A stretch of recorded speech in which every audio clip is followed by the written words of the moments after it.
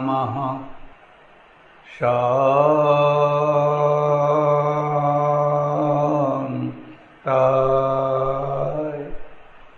તેજસે।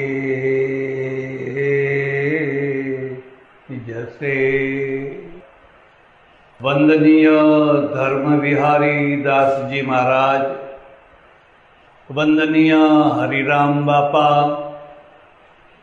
જેમનું બહુમાન કરવાના છીએ એવા ભાઈ શ્રી અરજણભાઈ, ડૉક્ટર જીવી કળથિયા, ભાઈ શ્રી ધીરુભાઈ, સરદાર સેવા, સરદાર પટેલ સમાજ મિત્ર મંડળ ઢસાના પ્રમુખશ્રી, મંત્રીશ્રી અને બધા સહયોગી ભાઈઓ, મંચ ઉપર બિરાજેલા બધા વિશિષ્ટ મહાનુભાવો, સજ્જનો અને બહેનો, કોઈની પાસેથી સારું કામ લેવું હોય તો એના મોઢા આગળ એના વખાણ ન કરવા।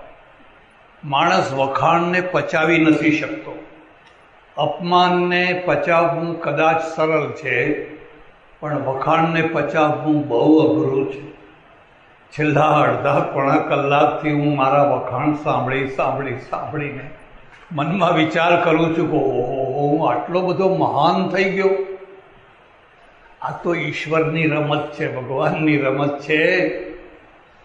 એટલે બને ત્યાં સુધી એની હાજરીમાં એના વખાણ ન કરવા, પાછળ કરવા। ચાલો હવે જે થયું એ, સંસારમાં સૌથી મોટામાં મોટું કોઈ ટોનિક હોય તો એ માન છે, અને હળાહળ ઝેર હોય તો એ અપમાન છે।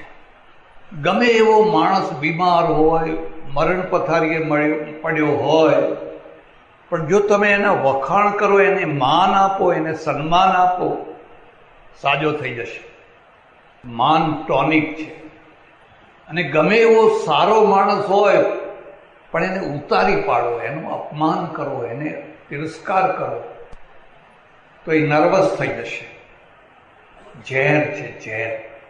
અને તમને નવાઈ લાગશે કે આ બંને મફત મળે છે, માને મફત મળે છે ને અપમાને મફત મળે છે। કોઈ પૈસો ખર્ચવાની જરૂર નથી પડતી।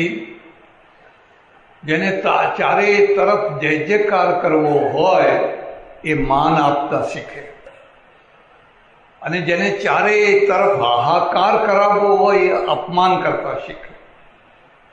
એક મુદ્દો યાદ રાખજો, માન અને પૂજા આ બે શબ્દો છે, મળતા છે પણ થોડોક ભેદ છે। માન આદરથી થતું હોય છે, અને આદર ઉચ્ચ ગુણોથી આવતો હોય છે। તમારામાં કોઈ ઉચ્ચતા હોય તો લોકો તમને આદર આપે। એક ખાસ વાત યાદ રાખજો, દુનિયામાં બધું શરતોથી ચાલે છે, શરત વિના કશું ચાલતું નથી। અમને ઉપર બેઠાડ્યા છે એ પણ એક શરતે બેસાડ્યા, જો એ શરતોનું પાલન અમે ના કરીએ તો કોઈ ઉપર ના બેસાડે। આ બધાને ઉપર બેસાડ્યા છે એ પણ શરતોની સાથે છે। તમે જ્યાં છો, જેવા છો, એ બધું કોઈને કોઈ શરતની સાથે ચાલે છે। તમને જે આદર મળે છે એ તમારી ઉચ્ચતાથી મળે છે। જે ત્રણ મહાનુભાવોનું આપણે આજે સન્માન બહુમાન કરવાના છીએ, એમણે ઉચ્ચતા પ્રાપ્ત કરી છે। એક સજ્જન છે, એમને check dam, check dam, check dam, check dam, મારે કહેવું ના જોઈએ પણ આ ચેક ડેમનો વિચાર મારો છે। હું ઇઝરાયલ જઈને આવેલો, અને મેં આ મારા લેખમાં, સંદેશમાં આ વિચાર મૂક્યો। એક બે માણસોએ મારી મજાક છેકડી ઉઠાવી, મને કહ્યા તમે શું કંઈક વ્યવહારિક છો કે નહીં? આવું તો કદી થતું હશે? સ્વાભાવિક છે, તમે જ્યારે કોઈ નવી વાત મૂકો છો તો પહેલા દિવસે એ જામે નહીં। તમારી પાસે ધીરજ હોવી જોઈએ, એને જમાવતા ટાઈમ લાગે, ધીરજ। અને કાર્ય કરતા તો કદી પણ ધીરજ વિનાનો હોય જ નહીં, અને હોય તો એ થઈ શકે નહીં। પછી આ વાતને ઉપાડો મળ્યો, અને એટલા ચેક ડેમ થયા, એટલા ચેક ડેમ થયા, આખી કાઠિયાવાડની દશા બદલી નાખી। મારે એ કહેવું જોઈએ એમાં સૌથી વધારે મહત્વનો ભાગ તમારા સુરતમાં રહેનારા સપૂતોએ કર્યો। એ સુરતમાં ગયા પણ વતનનો પ્રેમ લઈને ગયા. અને મારું વતન, મારું વતન, મારું વતન, જનની જન્મભૂમિશ્ચ સ્વર્ગાદપી ગરીયસી. ભલે ને એ ખાલી જમીન હોય, કશું પેદા ના હોય, મારું વતન છે. એમણે જે પૈસાનો ધોધ વહાવ્યો ને અહીંયા કાર્યકર્તા થયા. લગભગ ગામે ગામ ચેક ડેમ થયા. બીજું એક છે, કાઠિયાવાડનું જે ભૂતળ છે એ ઊંધી રકાબી જેવું છે. સવળી રકાબી નહીં, ઊંધી રકાબી જેવું છે. એટલે નાની નાની નાની નાની અહીંયા કેટલીય નદીઓ છે. પહાડમાંથી, ગિરનારમાંથી નીકળે 80 કિલોમીટર, 100 કિલોમીટર, 150 કિલોમીટર એ નીકળે. લગભગ નીચે તળમાં પથરા જ હોય. એટલે ચેકડેમ બનાવવા બહુ સરળ કામ થઈ ગયું, બહુ સરળ કામ થઈ ગયું. ધોધમાર વરસાદ આવે ને જાય દરિયામાં, બધું પાણી બધું ચાલ્યું જાય. કોઈને કલ્પનાય ના આવે કે આ પાણી નથી, આ તો સોનું છે, અમૃત છે. પણ એ વિચાર કરનારા અર્જણભાઈ, અને એમણે આમાં ઝુકાવ્યું, અને એવું ઝુકાવ્યું, એવું ઝુકાવ્યું, એવું ઝુકાવ્યું કે આજે તમને સૌને ઈચ્છા થઈ કે આપણે એમનું બહુમાન કરીએ, એક ઊંચાઈ પ્રાપ્ત કરીએ. એક બીજો મુદ્દો યાદ રાખજો, જે બીજાને ઊંચા કરે એને ઊંચાઈ મળે, જે બીજાને નીચા કરે એને ઊંચાઈ ના મળે. એમણે ખેડૂતોને ઊંચા કર્યા, કાઠિયાવાડના અર્થતંત્રને ઊંચું કર્યું, એટલે ઊંચા થયા. અને ઊંચા થયા એટલે આદર થયું, આદર થયું એટલે માન મળ્યું.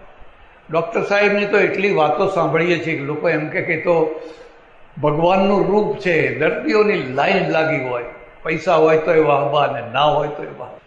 મને યાદ છે કે અમારો એક આશ્રમ ઊંઝામાં છે, અને ઊંઝામાં ડૉક્ટર વાસુદેવ રાવલ 2 રૂપિયા, ખાલી 2 રૂપિયા ચાર્જ, સાધુ સંતોને મફત. એક બીજા ડૉક્ટર છે, એ કોઈને ના છોડે, સાધુ સંતોને તો ના છોડે, પણ હગી માને ના છોડે કે તોય દેતી જાય. 2 છેડા છે, આ જિંદગીના 2 છેડા છે.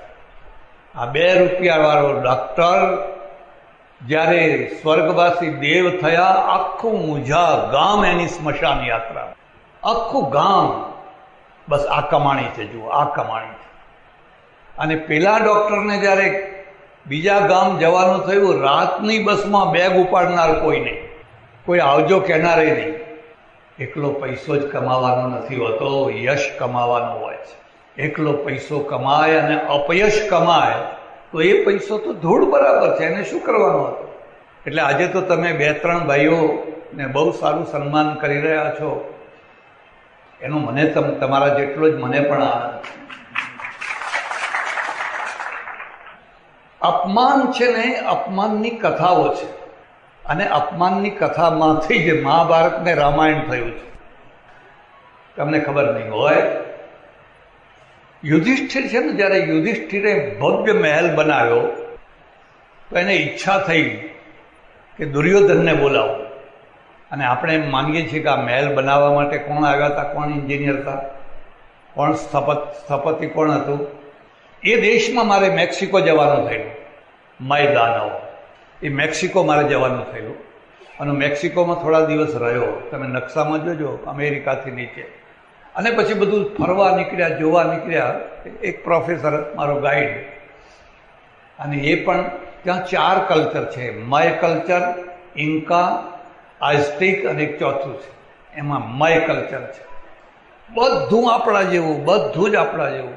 નવાઈ લાગે કે જાણે આપણે ભારતમાં ચહેરાએ આપણા જેવા, ખાલી થોડાક ભારે ખરા. બાકી આમ એ લોકો આવે તો અમારી સાથે મેક્સિકન ભાષામાં વાત કરે, પછી અમે કંઈક no no no no we are Indian, we are Indians. એટલે પછી એમને ખ્યાલ ને આપણે હરખા જ દેખાય. ત્યાં રોટલા બનાવે એને ટોઠિયા કહે, અમે ટોઠિયા ખાધી. શાક બનાવે, દૂધપાક બનાવે, પરાઠા બનાવે. કયા દેશમાં? તો આપણા દેશમાં આવી ગયો. અને ત્યાં પણ એટલી બધી માયા કલ્ચરની બધી ઇમારતો જોઈ, અદ્ભુત ઇમારત.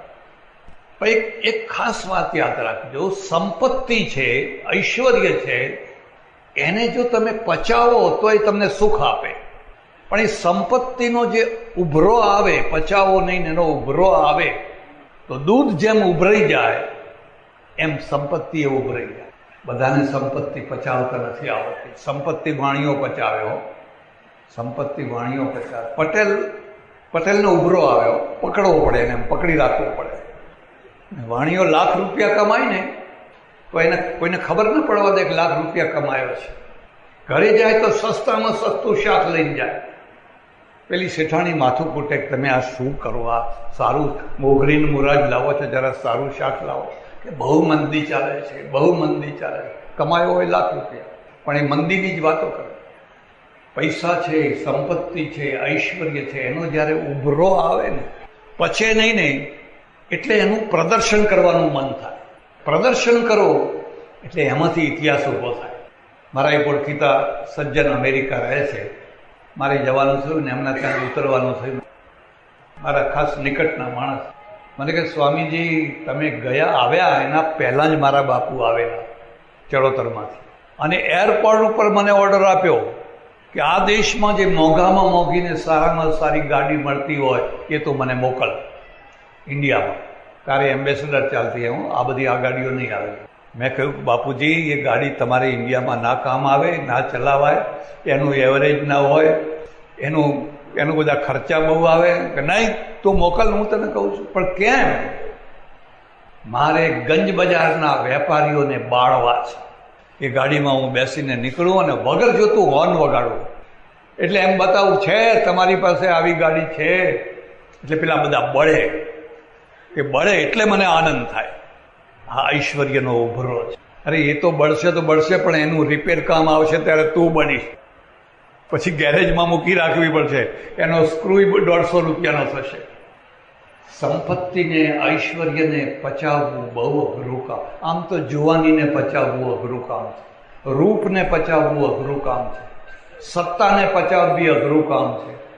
કોઈ પણ શક્તિ હોય એ શક્તિ આવે ને પચે તો તમારી, ના પચે તો દુશ્મન.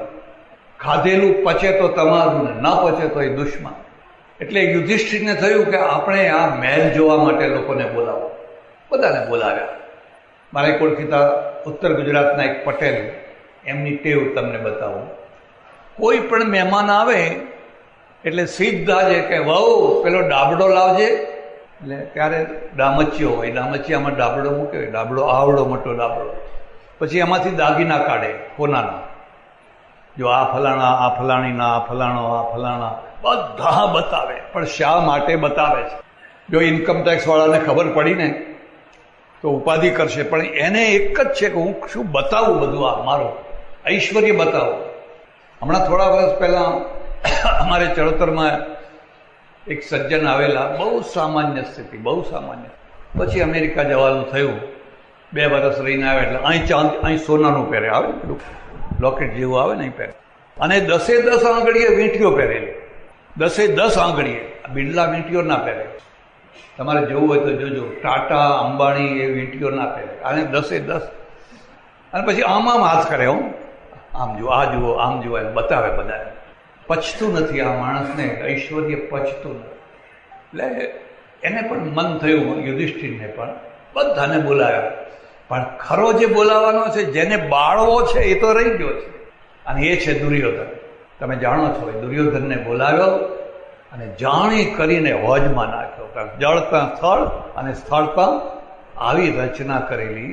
પણ મહેમાનને કહેવું છે જો આમ સાવધાન, અહીં પાણી છે તો પડવા દો, એને પડવા દો. અને પડ્યો ને એની સાથે ઝરૂખામાં બેઠેલી જે દ્રૌપદી હતી ને, એ ખિલખિલાટ હસી, અટ્ટહાસ. અને એક વાક્ય કહ્યું, આંધળાના છોકરા એ આંધળા જ હોય ને, બસ આ અપમાન. માણસ ભાઈનું અપમાન સહન કરે, બાપનું સહન કરે, કાકાનું કરે, પણ ભાભીનું ના સહન કરે. અને આ બહેનોમાં ખાસ ખાસિયત તમારે, એ રમાડે, જમાડે, ખવડાવે, પીવડાવે, બધું કરે, પણ છેવટમાં દૂધપાકમાં લસણનો વઘાર કરી નાખે. દૂધપાકમાં લસણનો વઘાર કરી નાખે, બધું ધૂળ ધાણી કરી નાખે. એ અંદર પોતાના અંદર એને સાચવી ન શકે. અને પેલા એ ગાંઠ વાળી, બદલો લેવો છે, બદલો લેવો છે, બદલો લેવો છે. તમે પરિણામ જોયું, સભા વચ્ચે એને વસ્ત્ર વિનાની કરી નાખો. આટલી હૃદય માણસ નીચી કક્ષાએ ગયો. અને પછી તો મોટું મહાભારત. પણ પ્રશ્ન એ થાય કે આ બધાના મૂળમાં ક્યાં છે? આ બધાના મૂળમાં અપમાન છે.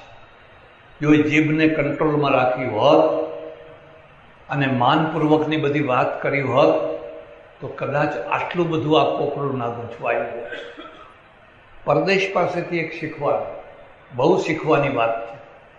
એ છેલ્લી ઘડી સુધી તમારા સાથે ઝઘડો કરવાનો હોય પણ સોરી ને થેન્ક યુ, સોરી ને થેન્ક યુ જ બોલે. કદી પણ આવેશમાં આવીને ગમે તેમ ના બોલે. આપણે તરત જ બાયો ચડાવવા માંડીએ.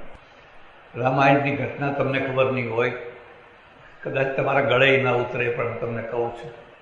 રામાયણમાં એક એવી ઘટના છે કે એક બહુ મોટા પુરુષની બેન છે, સ્ત્રી છે, અને એ વિધવા છે, પણ જુવાન છે, અને જુવાની સચવાતી નથી. જુવાનીને સાચવવી કોઈ રમત વાત નથી. લોકો એમ સમજે છે કે ચાલો આ તો એક રમત છે. અરે એને સાચવવી તો બહુ અઘરું કામ છે. હવે જુવાની સચવાતી નથી, અને જુવાની ન સચવાય તો એની નિશાની તમને બતાવું છું. તો એ વગર કારણે રખડ રખડ રખડ રખડ રખડ જ્યાં ન જવા જેવું હોય ત્યાં જાય. સૌથી પહેલાં હું આફ્રિકા ગયેલો સ્ટીમરમાં બેસીને. 8 દિવસ સુધી દરિયામાં એ સ્ટીમર ચાલ ચાલ ચાલ ચાલ કરે. ટાઈમ કેવી રીતે પાસ કરવો? એટલે લોકો ડેક ઉપર જાય. એટલે હું એ ડેક ઉપર જઈને બેઠો ને 2, 4, 5 વૃદ્ધ માણસો મારી પાસે બેઠા. એમાં એક બેન, અને બેન દિવસમાં 5 વાર ઉપર આવે, અને 5 વાર જુદા જુદા કપડાં પહેરીને આવે, જુદા જુદા. અને પેલું આમ કેરોસીન જેવું છાંટે છે ને કાંઈ, એવું બધું છાંટ્યું હોય એટલે જ્યાંથી નીકળે ને ત્યાં એક ભમ ભમ ભમ, એટલે બધા એના હામુ જ જોયા કરે. એક વૃદ્ધે મને કહ્યું, સ્વામીજી, મેં પૂછ્યું, આ સ્ત્રી શૂર્પણખા થશે? મેં કહ્યું, તમે જ્યોતિષી છો? મને કે ના. તો કેવી રીતે ખબર પડે? કે આ ખબર લક્ષણથી ખબર પડે, લક્ષણથી ખબર પડે. તમે જોતા નથી? 5 વાર જાણી કરીને એવી રીતે ફરે છે. જુવાનીને સાચવવી બહુ અઘરું કામ. ચાણક્ય એક બહુ સરસ વાત લખી છે. કષ્ટશ્ચ ખલુ મૂર્ખત્વમ, કષ્ટશ્ચ ખલુ યૌવનમ, કષ્ટાત કષ્ટતરમ ચૈવ પરગેહ નિવાસનમ. મૂર્ખતા કષ્ટરૂપ છે. કષ્ટશ્ચ ખલુ યૌવનમ, અને યુવાવસ્થા પણ બહુ દુઃખદાયી છે. એનો રસ્તો પણ બતાવ્યો. જો એને દુઃખદાયી ના બનાવવી હોય તો એનો રસ્તો પણ બતાવ્યો. જેવી રીતે 2 કોડિયાનો સંપુટ બને. અમારે ત્યાં કર્મકાંડ કરનારા બ્રાહ્મણો છે ને, એક કોડિયું નીચે ને એક ઉપર, પછી અંદર કંઈક મૂકે. એવી રીતે જેની જુવાની સંપુટમાં રહે એને વાંધો ના આવે. સંપુટ શું છે? માતા અને પિતા સંપુટ છે. માતા અને પિતાના સંપુટમાં, એની મર્યાદામાં, એની આજ્ઞામાં રહે, એની જુવાનીને કોઈ આંચ ના આવે. પણ સંપુટને ફોડી નાખે. આ કોડિયા મારે નથી જોતા, આ મારા દુશ્મન છે, મારી સ્વતંત્રતાના આડે આવે છે, મારે સ્વતંત્ર રહેવું છે, મારે આ કોડિયા નહીં જોઈએ. એની જુવાની ચૂં થઈ જાય, ચૂં થઈ જાય, કૂતરાની માફક ચૂં થઈ જાય. હવે મોટા ઘરની દીકરી, અને મોટા ઘરની દીકરીને કોઈ કહી ના શકે. નાના માણસ હોય તો કોઈ કહી શકે, મોટા માણસને કહેવા જાઓ તો ઉલટા તમને ગાળો દે. હા, તમે અમારા ઘરમાં આવું કેમ જુઓ છો? અને ફરતી ફરતી ફરતી ફરતી અહીં જાય, અહીં જાય, અહીં જાય, અહીં જાય, અહીં જાય, અહીં જાય. મને ખબર નથી તમને મારી વાત ગમશે કે નહીં ગમે, પણ તમારા ઘરમાં કોઈ જુવાન દીકરી વિધવા થઈ હોય તો એને પરણાવી દેજો, એના લગ્ન કરી દેજો. મને ખબર નથી તમારે ત્યાં રિવાજ છે કે નથી. છે? બસ તો સારું છે, બસ તો સારું છે. ઉત્તર ગુજરાતમાં એક જગ્યાએ હું પ્રવચનો કરું, અને એક ડેપ્યુટી કલેક્ટર પટેલ રિટાયર્ડ થયેલા, એમની દીકરીને લઈને આવ્યા. 21 વર્ષની હશે. બાપુને પગે લાગ, પગે લાગ, પગે લાગ, પગે લાગ. મને કે બાપુ એના માથા ઉપર હાથ મૂકો અને આશીર્વાદ આપો. કેમ? કે હમણાં 6 મહિના પહેલાં જ વિધવા થઈ છે, અને હવે એને આખી જિંદગી વૈધવ્યમાં કાઢવાનું છે. કારણ કે અમારે ત્યાં ફરી લગ્ન ના થાય, અમારે ત્યાં પુનર્લગ્ન ના થાય. એટલે એને આશીર્વાદ આપો કે ભક્તિ માર્ગે વળી જાય. મેં કોઈ એના માથા ઉપર પછી હાથ મૂકીશ, પહેલાં તમારા માથા ઉપર મૂકો. તો મને કહે, એ તો બહુ સારું લ્યો ને. એમણે માથું નજીક કર્યું. મેં કહ્યું, જુઓ પટેલ, આ છોકરીને 6 મહિના, 12 મહિના, વર્ષ, 2 વર્ષમાં કોઈ સારો મૂર્તિઓ જોઈને પરણાવી દો. આ મારા આશીર્વાદ છે. માથું ઊંચું કરી દીધું. મને કે દુશ્મન છો કે કોણ છો? આવા સંત હોય? તમે તો મારા દુશ્મન જેવા છો. તને અત્યારે દુશ્મન જેવો લાગીશ, પણ અત્યારે જો તું મારી વાત માનીશ ને તો પછી તને હું મધ જેવો મીઠો લાગીશ. અને અત્યારે જો તમે વાત નહીં માનો તો પછી તમને આ છોકરી તમારું દુશ્મનનું કામ કરશે. ઉઠીને ચાલતા થઈ ગયો. આ છોકરીનો હાથ પકડ, ચાલ, ફરી અહીં કોઈ દાડો આવીશ નહીં. એક ખાસ વાત યાદ, અમે સાધુ સંન્યાસી છીએ. અમારે બાલ બચ્ચા ના હોય, અને જેને બાલ બચ્ચા હોય એને આગળનો ડર હોય, પાછળનો ડર હોય. ખોટું લાગશે તો છોકરી પાછી આવશે, વૈવહીનો સંબંધ બગડશે, વેપાર બગડશે, આ બગડશે, તે બગડશે, એવા 1000 ડરો. એટલે સાચું ના બોલી શકે. જેમ લોકોને સારું લાગે એવું બોલવું પડે. પણ અમારે શું છે? આવો તોય વાહ વાહ, અને ના આવો તોય વાહ વાહ. ફરી બોલાવો તોય વાહ વાહ, અને ના બોલાવો તોય વાહ વાહ. મારા ગુરુએ મને કહેલું, દેખ સચ્ચિદાનંદ, व्यासपीठ पर बैठ के कभी खुशामत नहीं करना. આ વ્યાસપીઠ ઉપર બેસીને કદી લોકોની ખુશામત ના કરીશ. બરાબર, હું મારી શક્તિ પ્રમાણે પાલન કરીશ. પછી તો વાત પૂરી થઈ ગઈ. 3-4 વર્ષ થયા અને મારે એ જ ગામમાં આવવાનું થયું. અને પેલા ભાઈ દેખાય નહીં. મેં કોઈને પૂછ્યું, ભાઈ પેલા ડેપ્યુટી કલેક્ટર રિટાયર્ડ થયેલા હમણાં દેખાતા નથી. મને કે ઘરની બહાર નથી પગ મૂકતા. મેં કહ્યું, કેમ એમ? કે તમને ખબર નથી? મેં કહ્યું, ના. અરે પેલી એમની દીકરી વિધવા થયેલી ને, એ કોઈ વિધર્મીને લઈને ભાગી ગઈ. વિધર્મીને લઈને ભાગી ગઈ, એમના ડ્રાઈવર. મારા મનમાં એટલી વેદના થઈ કે જો આ માણસ ત્યારે સમજી ગયો હોત ને તો એના ઘરમાં આ જે દશા થઈ ના હોત. એટલે જુવાનીને સાચવવી બહુ અઘરું કામ છે. તમે તમારી જ વાત જુઓ, તમે કેટલી સાચવી. જો તમે ના સાચવી શકો તો આ જુવાન છોકરી કેવી રીતે સાચવી? તમે ભૂલ કરો છો. રખડ રખડ રખડ રખડ કર્યા કરો. અને એમ રખડ કરતા કરતા એક દિવસ એને જોયું, ઓહો, રૂપના અંબાર અને મદમસ્ત જુવાનીવાળા 2 જુવાનો છે. આવા તો કોઈ જુવાન જોયા જ નથી. અને એને તરત જ પ્રસ્તાવ રાખી દીધો. આપણે ત્યાં એક મર્યાદા છે. બાપ પ્રસ્તાવ રાખે, મા પ્રસ્તાવ રાખે, વડીલ રાખે, છોકરો પોતે ના રાખે. હવે કદાચ રાખતા થયા હશે, પણ પહેલા આવી મર્યાદા. તુમ સમ પુરુષ ન મોસમ નારી, યહ સંજોગ વિધિ રચા બિચારી. રામની પાસે જઈને બોલી કે મારા જેવી દુનિયામાં કોઈ સ્ત્રી નથી ને તમારા જેવો કોઈ પુરુષ નથી. બ્રહ્માએ આપણી જોડી સમજી વિચારીને કરી હશે. કહો, નફટતા જ કહેવાય. એટલે રામ હસ્યા અને રામે કહ્યું, જો મારે તો પત્ની છે, હું તો પરણેલો છું. આ મારી પત્ની, જો પેલી સીતા પત્ની છે. હું તમને એક ખાસ ભલામણ કરું. પરદેશ પાસેથી એક વાત શીખવાની, જ્યાં જાઓ પત્નીને સાથે લઈ જાઓ, એકલા ના જાઓ. જ્યાં જાઓ ત્યાં સાથે ને સાથે તમારું રક્ષણ થશે, એનુંય રક્ષણ થશે. પેલા 2 કપલ સાથે ને સાથે જ જાય અને સભામાં સાથે બેસે. આપણે ત્યાં અંગ્રેજો આવ્યા ને, કે અંગ્રેજ જ્યાં ડીએસપી કે કલેક્ટર બેઠો હોય એની બાજુમાં જ એની ઘરવાળી બેસે. હમણાં પેલા ઓબામા આવ્યા તો ઓબામાથી વધારે પ્રસિદ્ધિ તો મિશેલની થઈ. મિશેલ. હવે ઓબામા ના હોય તો મિશેલની કોઈ કિંમત નહીં. ભાઈ બેયનું જોડું સાથે ને સાથે. આપણે પણ આ સમજવા જેવું છે. સાથે ને સાથે તો એ તમારું રક્ષણ કરશે ને તમે એનું રક્ષણ કરશો. તમે જો એકલા ફરશો દિવસો સુધી, મહિનાઓ સુધી, કદાચ કંઈ વિઘ્ન આવી શકે છે. અને પેલી એકલી ઘરમાં રહેશે તો એને આવી શકે. 2 સાથે ને સાથે. આપણા રાધા કૃષ્ણ સીતારામ સાથે ને સાથે જ ફરે છે. શિવ પાર્વતી એ સાથે ને સાથે પડે છે. એકવાર મારે એક સભામાં જવાનું થયેલું ને એક બહુ મોટા ડૉક્ટર ને બહુ સારા ડૉક્ટર 80 વર્ષના વૃદ્ધ, એમનું બહુમાન થવાનું, મારી બાજુમાં જ બેઠેલા. એટલે વાણિયા, જૈન વાણિયા હતા. એટલે મેં એમને પૂછ્યું, તમારી ઘરવાળી જીવે છે? મને કે હા જીવે છે.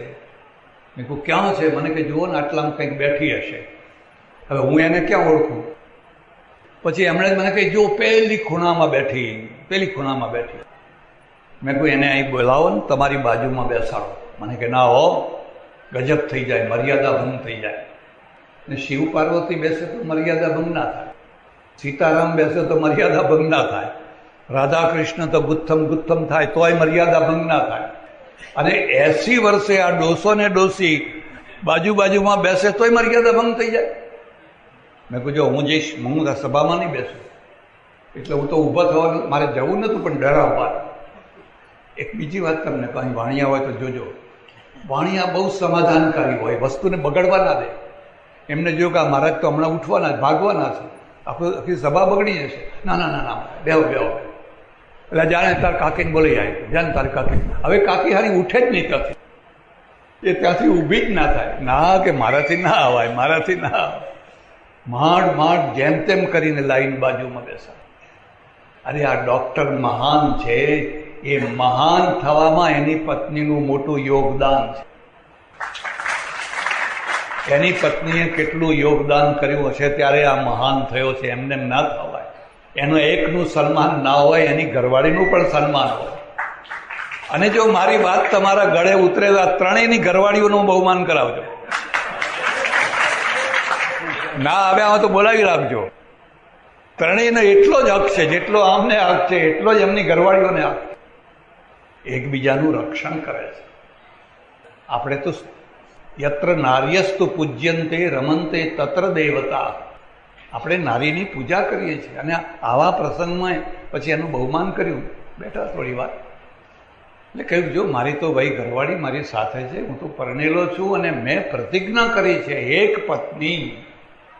અમારે તો એક વાક્ય છે, એક નારી સદા બ્રહ્મચારી. લખી લેજો. જો તમે એક નારી હોય અને બરાબર એમાં મર્યાદામાં, તો તમે બ્રહ્મચારી જ છો. તમારું મન આગુ પાછું ક્યાંય એક ખીલે બંધાઈ જશે. એવું સ્ત્રી છે, એનું મન પણ જો ખીલે બંધાઈ જાય તો એને ક્યાંય આડાવડા દોડવાની, આમ તેમ જોવાની જરૂર નહીં. ખીલો જુએ, ખીલો. એમ કે હા.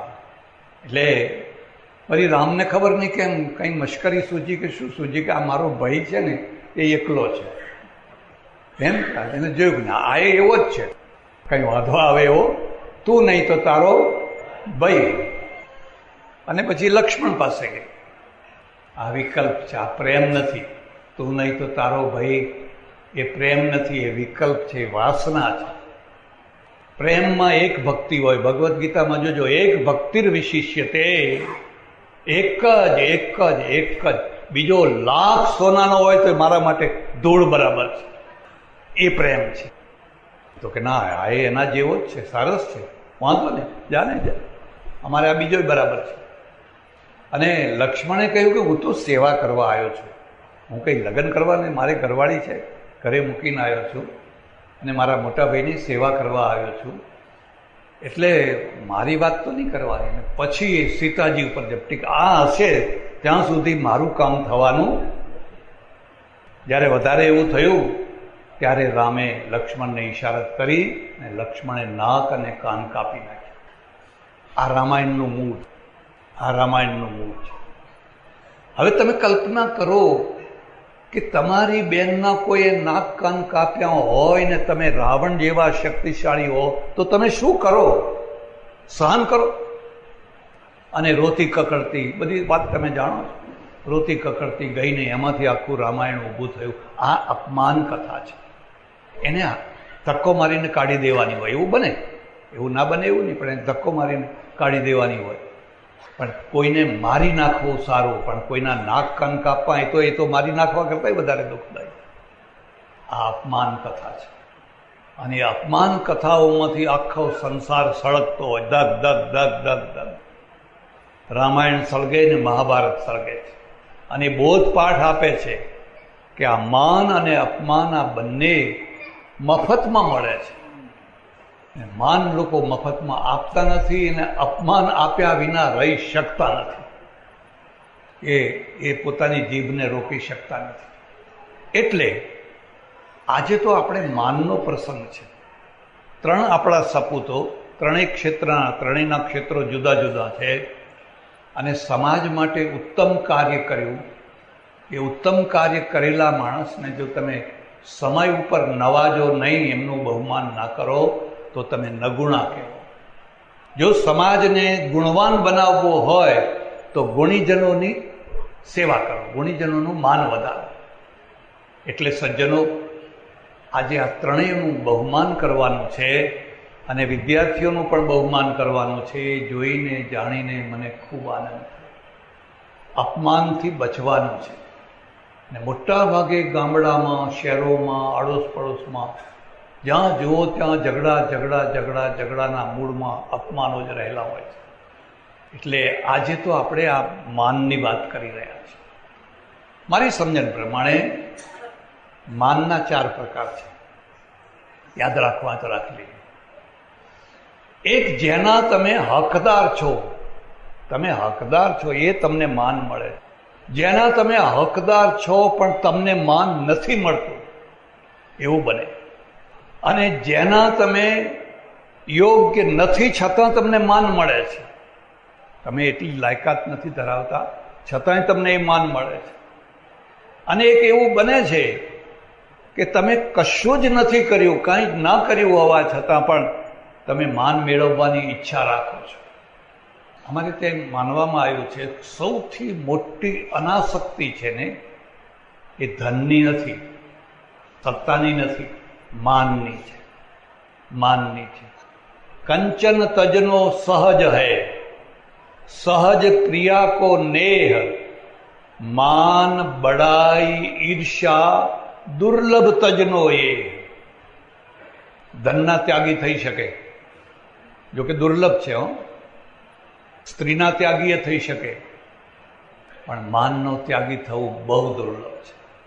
અને જ્યારે તમે ખરેખર માનના હકદાર હોવ અને જો માન તમને મળતું હોય તો એક સારા સમાજની નિશાની છે. સારા સમાજ, વિદ્યાર્થીઓને જે સર્ટિફિકેટ આપવાના છે એમના હકના છે.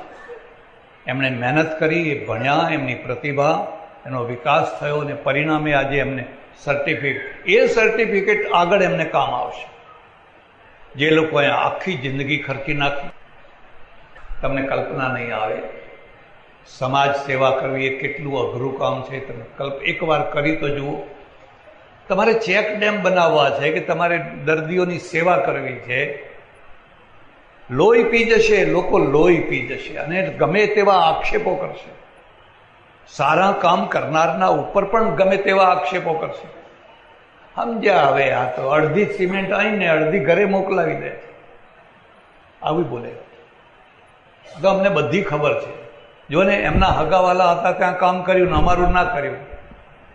આ કડવું ઝેર છે. કાર્યકર્તાને શંકરની માફક વિષ પીતા આવડવું જોઈએ. શંકરે જેમ ઝેર પીધું હતું એમ કાર્યકર્તાને પણ ઝેર પીતા આવડવું જોઈએ. લોકો તો કડવું જ બોલવા. જેને ભક્તિ કરવી હોય, જેને સમાજની સેવા કરવી હોય એને પહેલાં ઝેર પીવું જોઈએ. મીરાબાઈએ ઝેર પીધું કે નહીં એ મને ખબર નથી, પણ આ ઝેર છે. તમે ભક્તિના માર્ગે નીકળો એટલે આખું ગામ તમારી પાછળ પડી જાય. ભગતડું ભગતડું ભગતડું.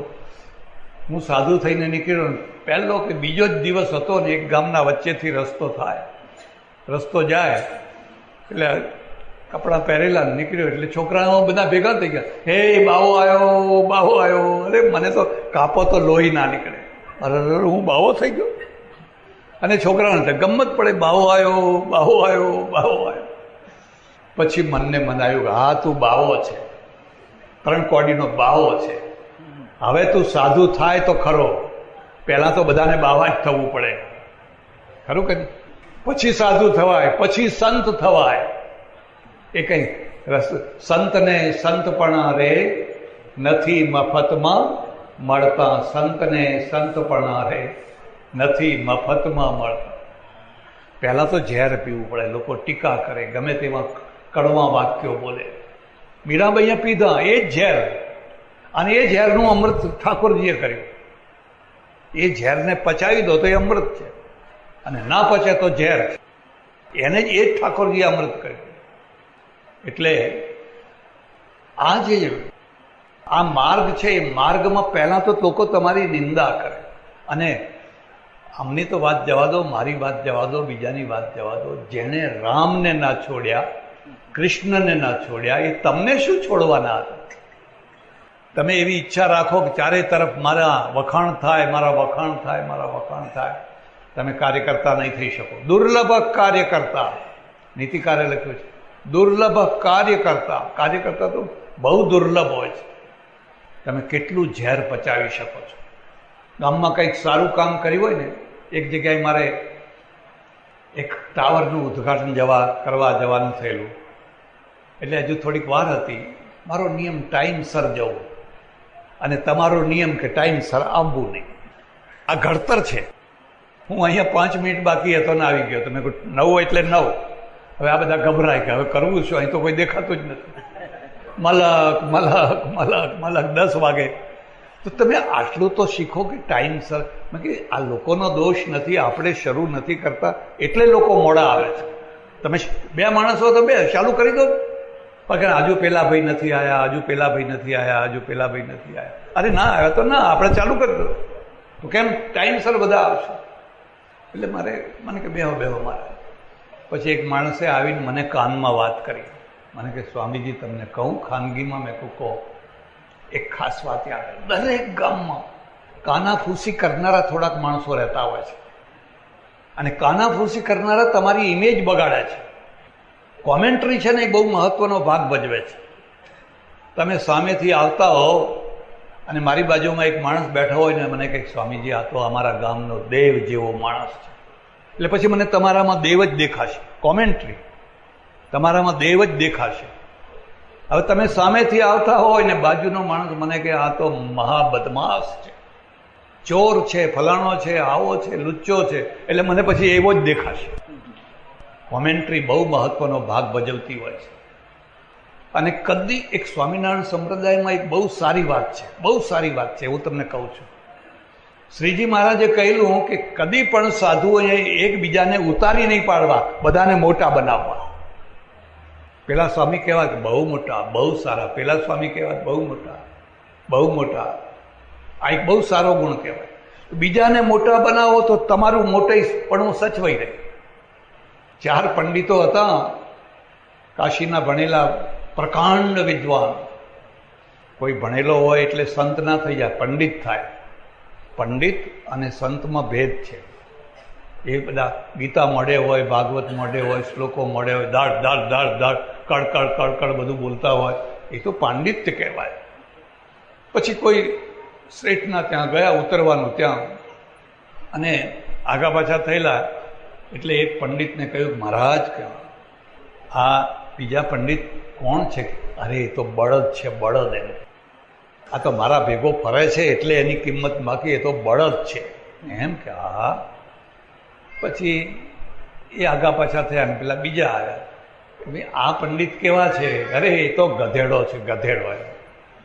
આ તો મારા ભેગો છે એટલે એની કિંમત થાય છે, નહીં તો એ તો ગધેડો છે. ફરી પાછા એ આગા પાછા થયા ને ત્રીજાનો વારો આવ્યો તો કે આ પેલા કેવા છે?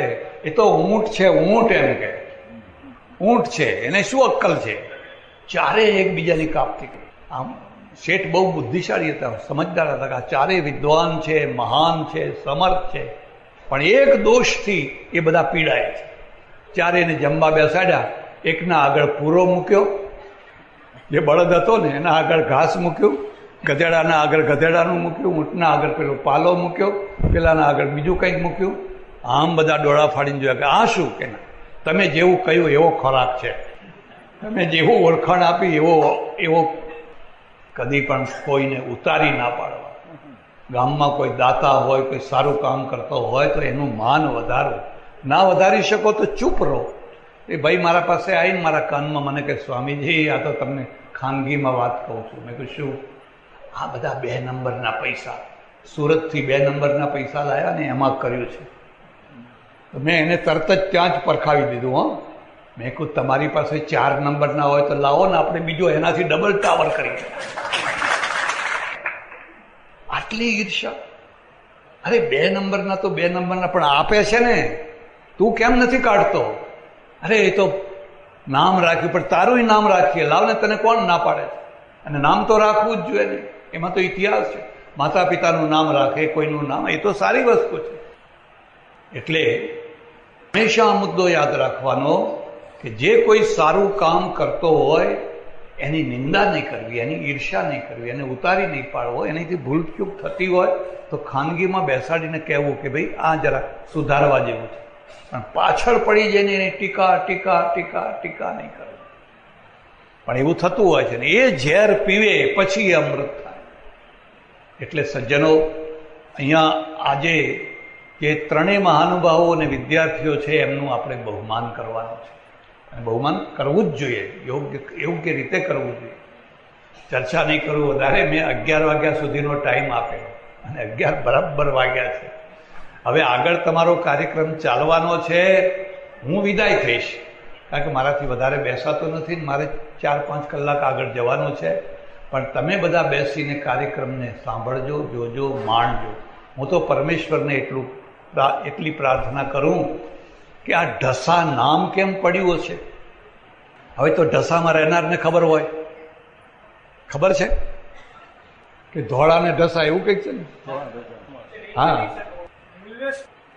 એ તો ખરું ભાઈ, એ તો ખરું, પણ ઢસા નામ કેમ રાખ્યું? આપણે ત્યાં એવી માન્યતા છે, કોઈને ઢસેડો ને, આમ ખેંચો ને, ઢસેડો ને, તો હવે અહીંયા કોઈને ઢસેડ્યા હતા કે શું કર્યું, કેવી રીતે ના, એ તો તમારો વિષય છે. જે હોય તે એ તમારો વિષય છે. પણ ઢસા જેવું ગામ અને સારો સમુદાય, સુખી સમુદાય, આટલી સારી સંસ્થા, આટલો સારો પરિવાર, અને આ રીતે આટલું સુંદર આયોજન કર્યું મેં જોયું, મને આનંદ થયો. હું પરમેશ્વરને પ્રાર્થના કરું, ગામ ફળે ફૂલે વિકસે, સંપીને રહે, હળી મળીને રહે, એકબીજાના પગ ન ખેંચે. પાટીદારોનું આ બહુ મોટું દુઃખ. મેં 50 વર્ષ પાટીદારોમાં કાઢ્યા. ટાંટિયા જ ખેંચવાના, ટાંટિયા જ ખેંચવાના, એકબીજાના ટાંટિયા જ ખેંચવાના. હવે બહુ ટાંટિયા ખેંચ્યા, હવે હાથ ખેંચો, હાથ ખેંચો. મારા ભાઈ, તું બહાર નીકળ, હું તારો હાથ ખેંચું છું. એ રીતે આ ગામને વધારે ઉજ્જવળ કરો, નિર્મળ કરો. પરમેશ્વરને એવી પ્રાર્થના. આભાર, ધન્યવાદ.